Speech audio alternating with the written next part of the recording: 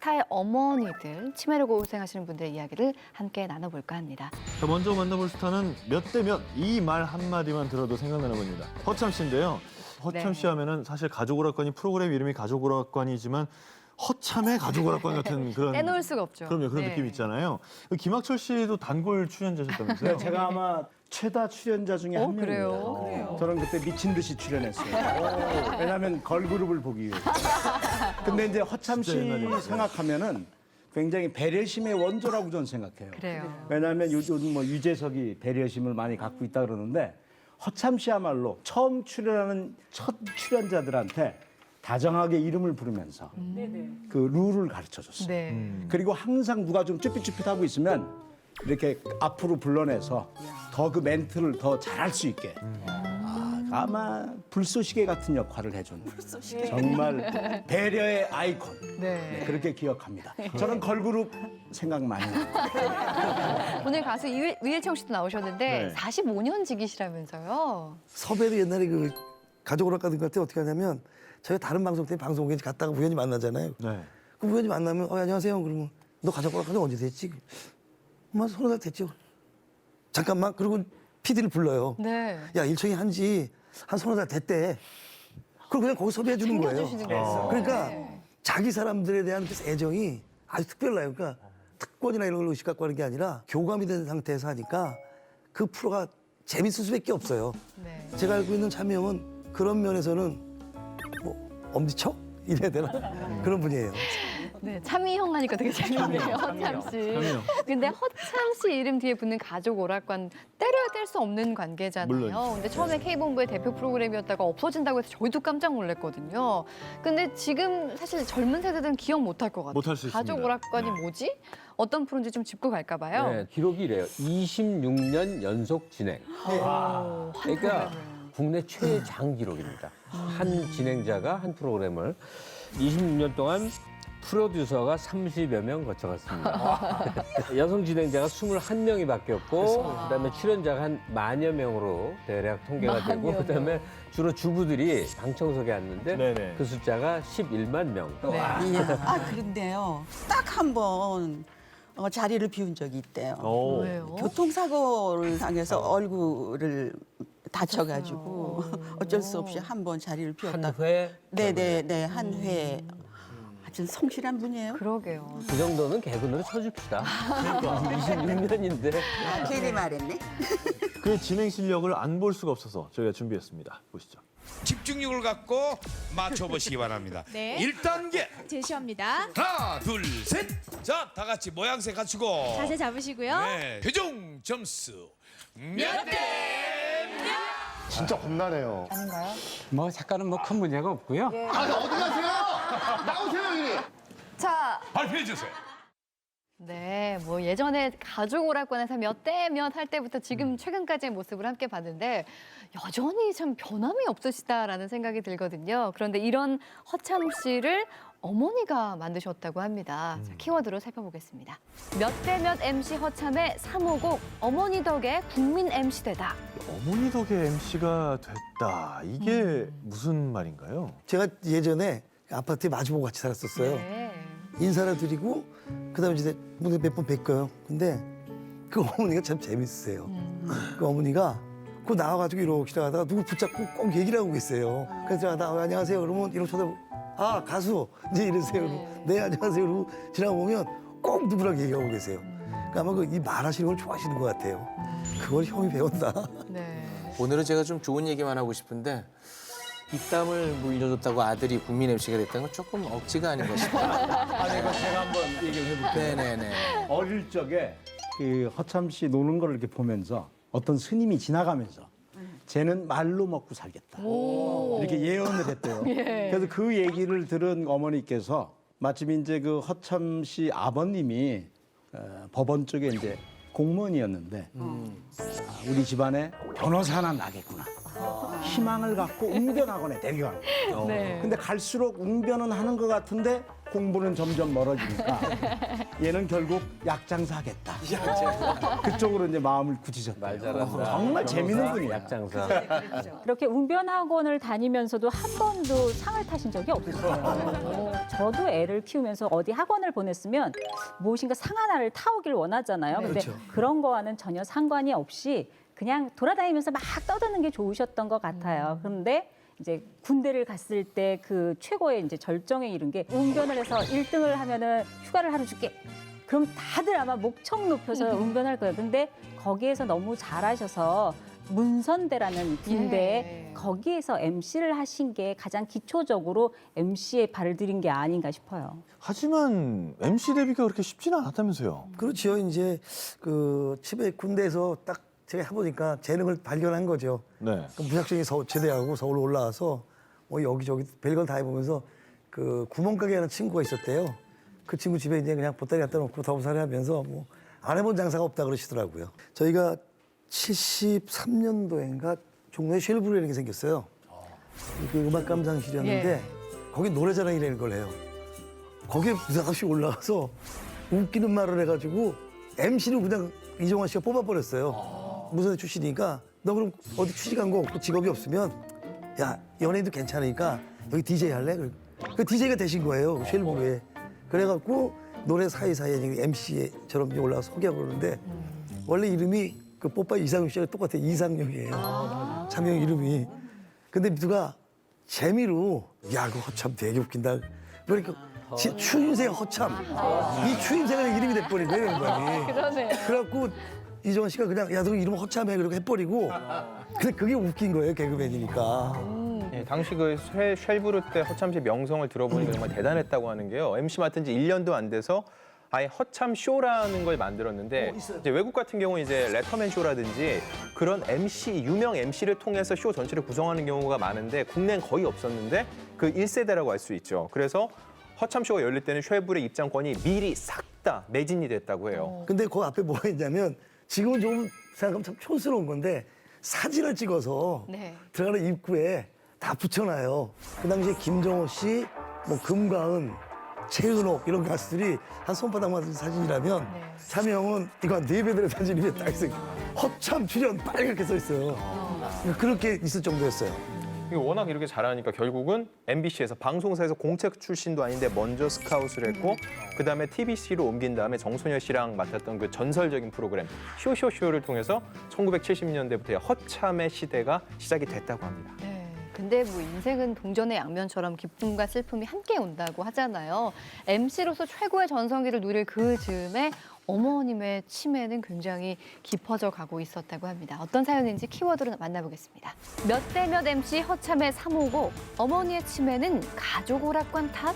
MC로서 이 최고의 영광을 준 프로그램이 가족 오락관인데 이것 때문에 어머니가 치매에 걸렸다. 그러게요. 야, 이게 무슨 운명의 장난입니까? 차미 형이 프로그램 하나 하는데 작가나 PD분들 물론 열심히 하시지만 본인이 준비하는 게 너무 많아요. 그러니까 출연자가 보통 10명이거든요. 네. 그럼 10명에 대해서 걔 뭐 몇 살이니, 뭐 어디 사니, 그다음에 누구 뭐 좋아하니 뭐 이런 취미 취향까지 나한테 물어보더라고요. 그래서 그런 거 준비하는 거 하면서 그 형이 내가 알기로는 라디오를 2개가 또 했어요. 그 당시에. 그리고 그 당시에 연예인들이 야간 업소를 또 하잖아요. 네. 그러니까 밤에 야간 업소 하랴, 라디오 프로 하랴 이거 하니까 그 어르신들하고 얼굴 맞추고 이렇게 다듬고 스킨십하기 시간이 별로 없으셨겠죠. 그리고 이제 아마 좀 섭섭하신 게 있었고. 그러다가 아버님이 돌아가시면서 예, 어머니가- 거기서 나석 아파트에서 아마 병생 씨가 돌아가셨대요. 근데 그리고 나서 이제 집에 오셨다 그런 얘기 들었어요. 어머니가요. 그러니까 허참 씨 같은 경우도 아버지 돌아가고 나니 엄마 혼자 집에 있는데 이게 뭐 늘 불안하지 않겠어요? 하여튼 그래서 허참 씨가 선택한 거는 전원주택을 아예 새로 지어서 예, 글로 모시고 두 분이 같이 살게 됐다 그래요. 그러니까 허참 씨는 그 전원 생활을 하시면서 어머니의 병세가 좀 그럼 괜찮아지셨습니까? 많이 좋아하셨다 그러더라고요. 왜냐하면 그 집 가보면 집 안에 또 텃밭이 있어요. 거긴 고추, 깻잎 그런 거 쫙 심어가지고 거기서 막 본인이 곡괭이질도 하고 저도 호미가 거기서 뭐 캐고 그랬는데 어머니 모시고 아마 하면서 그러더라고요. 나 방송 다 접고 하나만 할 거야 그러시더라고 그 당시에. 그러면서 그게 한 2, 3년 전인데 그러고 나서 작년에인가 제가 촬영 갔을 때 보니까 어머니는 안 계시더라고요. 그래서 형, 우리 그러니까 아, 부산 가셨어 그냥 그러더라고요. 뭐 안 좋으세요? 그러니까 그냥 그래 이러시더라고. 뭐 허참 씨 경우도 그렇고 주변의 얘기를 들어봐도 그렇고 배우자 중에 한 분이 돌아가시면 그 스트레스 때문일까 치매에 좀 영향을 미치는 것 같던데 어때요? 네, 배우자와의 사별은 사람이 경험할 수 있는 스트레스 중 가장 큰 스트레스로 알려져 있습니다. 그래서 이러한 스트레스 이후에 여러 몸의 면역 체계나 자율신경 기능에 이상이 오게 되고 이로 인해서 뇌 기능이 저하되게 되면은 기존에 잠재되어 있던 치매의 병인이 이렇게 발현될 수 있는데 영향을 미칠 수 있을 것으로 생각이 됩니다. 근데 사실 치매 환자를 모시면서 가장 어려운 점이요. 뭐 이를테면 가스불을 안 끈다든지 그리고 그냥 맨발로 네. 집을 나간다든지 이러면 좀 인명사고로 이어질 수가 있으니까 그게 걱정인 거잖아요. 어떻게 보세요? 저희 집도 그래서 이렇게 가스는 누수 시간이 딱 되면 저절로 찍 하고 네네. 꺼지는 거를 저희도 설치를 했어요. 잘하셨네. 네, 그런 것들을 다 설치를 해야 되는 것 같고요. 이거는 뭐 젊은 사람도 잊어버리기 때문에 그런 것들은 꼭 설치를 해주는 게 훨씬 더 좋은 것 같아요. 저 메이크업 아티스트 맞죠? 갑자기. 근데 이제 그 가스불 얘기하셨는데 네. 가스불이 사실 제일 위험한 거예요. 그렇죠. 그 실제로 저희 동네에서 불이 났어요. 그 막 검은 연기가 치솟아오르 그러는데 불행인지 다행인지 그 부분만 탔대요. 그래가지고 내가 왜 소방차가 출동했냐 그랬더니 치매 환자가 있었던 거예요. 그래서 그때부터 그 집에 대해서 사람들이 처음에는 여론이 안 좋았다가 나중에는 뭐 우리가 좀 이해하는 쪽으로 하자 해서 손해배상을 따로 청구 안 했는데 나중에 이제 그 집 이사를 갔어요. 그 나중에 후일담을 들어보니까 이제는 뭐 외출할 때 일하러 갈 때는 그분을 아예 그냥 방에다 가둬놔야 될 정도. 그러니까 이건 정말 뭐 돈이라도 좀 있으면 요양원에 보내는데 서민들은 그런 엄두도 안 나는 거죠. 제가 전에 근무하던 곳에 이제 대표께서 그분도 연로한데 그분의 이제 아버지가 네. 심한 치매였어요. 정말 벽에다 무슨 일을 하는 그런 모습이었는데 근데 그런 아들의 효심을 막 칭송을 하는 거야, 주위에서. 잘 모시고 있다. 그분이 어떤 행사장에 나오면 사회자가 막 그런 걸 얘기하고 그러면서 훌륭한 사람으로 얘기를 하는데 과연 그게 효심인가, 그게 온당한가 이런 생각을 하게 됐어요. 딱 객관화 시켜놓고 보면 동네 불내 때문에요. 그러니까 큰일 나. 우리가 치매를 무슨 마음이 그런 거 아니잖아요. 병이잖아요. 그렇죠. 병은 병원에서 진료를 받거나 아니면 관리를 해야 될 거 아니에요. 네. 저희 장인도 네. 저희 장모하고 그 집의 막내인 제 처제가 24시간을 7년, 8년을 붙어 있었어요. 아이고. 이걸 어떻게 이해해야 되느냐 그 생각. 그래서 마지막엔 요양병원으로 옮겼거든요. 네. 그러니까 뭐 제 주장이 100% 옳다는 거야 아니겠지만 시설 가는 거를 너무 꺼려하는 풍토에 대해서는 이건 아닌데 하는 생각을 늘 합니다. 또는 누군가가 시설을 보냈다고 했을 때 굉장히 불효자 취급하는. 막 비난해요. 네, 뭐 그런 사람들도 있거든요. 어떻게 부모를 니네 엄마가 너를 어떻게 키웠는데. 나 그거 이해 못 하겠어요. 그건. 네, 살면서 저 김갑수 씨랑 생각이 조금 비슷하다는 게 좀 조심스러운데요. 너무 어릴 때라 이제 기억이 선명하진 않은데 저희 할머니가 치매를 앓으셨는데 저희 집에 함께 사셨어요. 그랬는데 그 할머니를 두고 가족 간에 좀 이렇게 다툼이 있었던 것 같아요. 네가 잘했니? 서로 모셔라. 그랬던 좀 이게 조심스러운 그럴 수 생각입니다만, 이제 그런 걸 봤을 때 전문기관에 맡기는 것도 그게 나쁜 거는 아니라는 생각이 문득 드네요. 일단 이거에 대해서는 결론이 난 상황은 아닙니다. 뭐 시설에 모시는 것이 좋다 혹은 가족이 모시는 것이 좋다 이렇게 결론이 난 상황은 아니어서 시설에 모신다고 해서 혹은 또 가족이 모신다고 해서 서로 욕하거나 비난할 수 있는 일은 아니라고 생각을 합니다. 허참 씨 같은 경우에는 결국은 이 치매 어머니를 요양원에 모시게 됐다고 합니다. 근데 이때 또 작은 기적이 일어났다고 합니다. 보시죠. 몇 대 몇 MC 허참의 3호곡. 치매 최고의 명약은 아들 허참이었다. 사실 치매에 약이 있다고 생각하는 사람은 아무도 없잖아요. 근데 아들의 효심 덕분에 좀 좋아지셨다는 얘기일까요? 이게 가능한지도 궁금하고요. 일단 어머니를 위해서 전원 생활을 시작을 했는데 몸이 안 좋아지셨다는 거예요. 거동까지 힘들어지시니까 집에서 모실 수 없으니까 가족회를 열어서 시설에 모신 거죠. 처음에는 어머니도 힘들고 가족들도 얼마나 힘들었겠어요. 근데 이상하게 아들이 이제 어머니 보러 온다고 하면은 휠체어 타시던 분이 부축만 좀 해주면 거동도 하시고 갑자기 화장을 하시고 립스틱을 바르시고 새 옷을 꺼내 입으신다는 거예요. 가슴이 막 설레시는 그렇죠. 그러니까 가족들이 보러 올 때마다 아 이제 내가 누굴 보는구나 이런 기대감을 만들어 주는 게 오히려 치료하는 데 도움이 될 수 있다는 거죠. 어머니의 사랑은 진짜 한이 없는 것 같은 게 허참 씨가 거의 70이 다 되셨는데 구순이신 어머니가 볼 때는 아직도 꼬마 아들 같은가 봐요. 지금도 눈이 오면은 아이고 이제 넘어지지 마라 조심해라 이런 잔소리를 그렇게 하신대요. 근데 허참 씨는 그게 싫은 게 아니라 너무 감사하다는 거예요. 근데 저는 그런 얘기를 무슨 얘기책 속의 얘기로 알았는데 내가 맨날 겪네? 우리 어머니가 84인데 진짜 말이 안 되는 잔소리를 하는데 아주 죽겠는데 엄마 나 이제 한갑돼. 아니 정말 뭐라고 하시는데요?